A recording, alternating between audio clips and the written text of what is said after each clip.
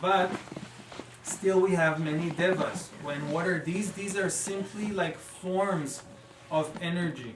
Forms of energy of that divine. Like for instance, you are not the same you all the time. You may be one thing as a daughter, you may be another thing as a husband or as a wife, as a student, as a partner, as a friend, and so on. So every one of us have many different aspects, many different aspects. In the same way, the divine has many different aspects, but it is all the same divine. So for instance, we have the aspect of the mother, the divine mother. And the divine mother, we have many goddesses. You just see a very small amount of the devas, or the gods and goddesses that we have in Hinduism. There are thousands, but these are the main ones. So you have Mother Durga right over here. She's one of the goddess, the divine mothers. She's the gatekeeper of liberation, of experiencing your true nature, enlightenment. She basically in charge of the gates between heaven and earth. And between all of these devas, they have different features. But there are many layers about the devas. They have different features, like for instance, Ganesh is the remover of obstacle, but deeper, very deeper, it is a form of energy. It is a form of energy of the divine. What does it symbolize? What does it symbolize something? See, all of these figures have many different symbolics, different tools that they use, and and many different arms. And so on. They also, each and every figure, you see, like for instance, if you look at Shiva right behind me, so you can see Shiva in many different forms. It is the same god Shiva, but in many different forms. So every form represents something. Sometimes it comes from the tradition, from our Puranas, from our scriptures. Then they put the Deva in different form, but they represent different spiritual significance.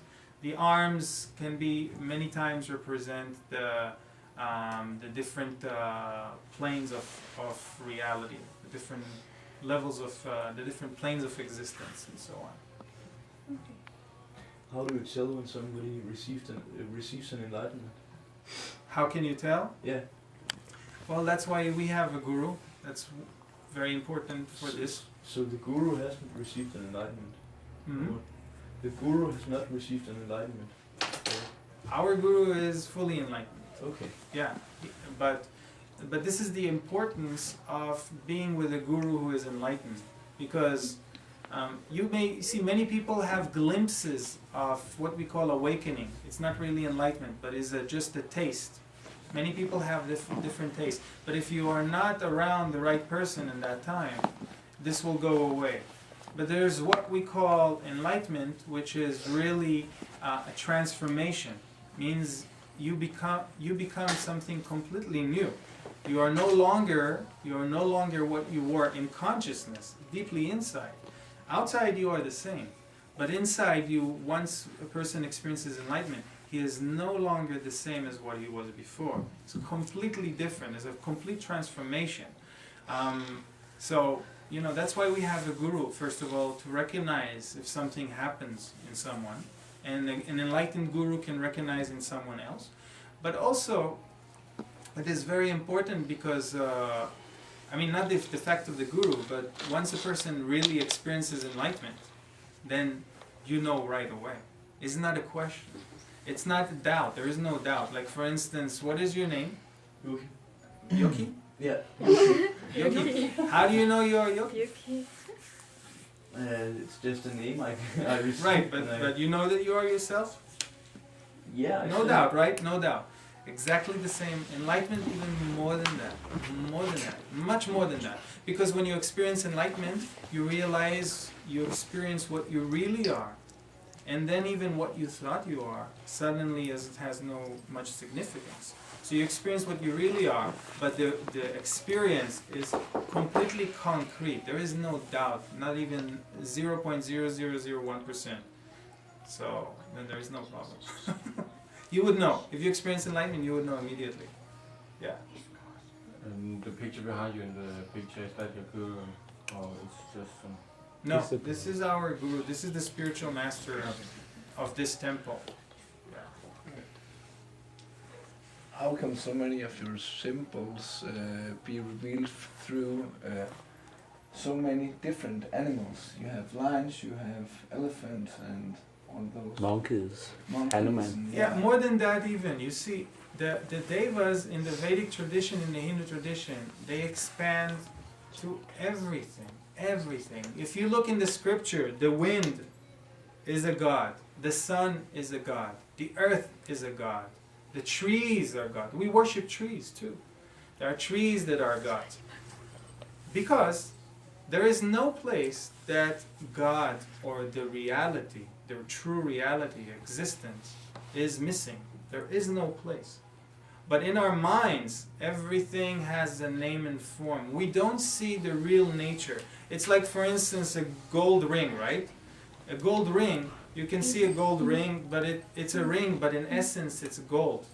So in the same way, everything in life, if you take out from it the name and the form, because everything has a name and a form.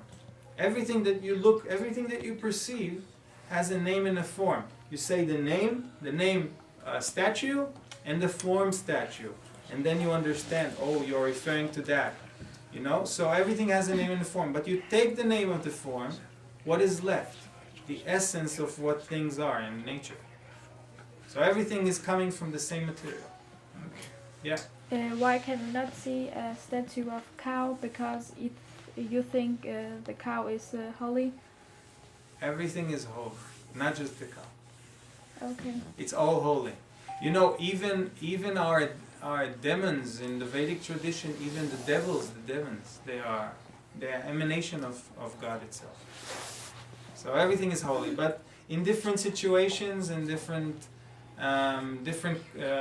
relations, yes, the God is considered very holy because the cow is considered very holy because the cow relates very much to Krishna, and to when Krishna is the divine, but also has really manifested in a human form, in a human body on this planet a few thousand years ago. And Krishna loved cows. Krishna loved to play with cows, and he was a cowherd. So the cow is very important for Krishna, and since we are all following the divine manifestation of the divine forms that appear throughout history, we are also respecting and I would say worshiping and devoting ourselves to everything that they came in contact with. So for Krishna it's the cow, and that's why the cow is very, very significant. But there are many other forms. There's the lion and so on, tiger. Okay, go ahead. Yeah, this is a quick question. Vishnu, what kind of god is that? What kind of God? What do you mean, what kind of God? What does he or her stand for? The removal of obstacle. Yeah, Vishnu. We have in Hinduism we have what's called trilogy. Trimurti we also call that. These are the three gods. We have Vishnu, Shiva, and Brahma. These are the three gods, and they also represent the three forms of life. Okay, there is the form of life of creation, of maintenance, and sustainability, and destruction. Brahma is the creator. Okay, Vishnu is the maintainer, and Shiva is the Lord of destruction. Now these are things, these are forces of the same reality. They're actually happening right now, right this second, as we speak. For instance, if we take your body right now, every moment there is an aspect of your body that is being created, right? From the very first moment you were born, cells are being created all the time. In fact, your entire body renews itself completely. You know that your body is not the same body that was 10 years ago. It's a completely new body. All of your cells have replaced themselves. So this is the form of creation. And then you have the form of maintenance, of the sustainability, which is what always remains the same. Even though your body has been replaced completely, there is something about you that has maintained itself.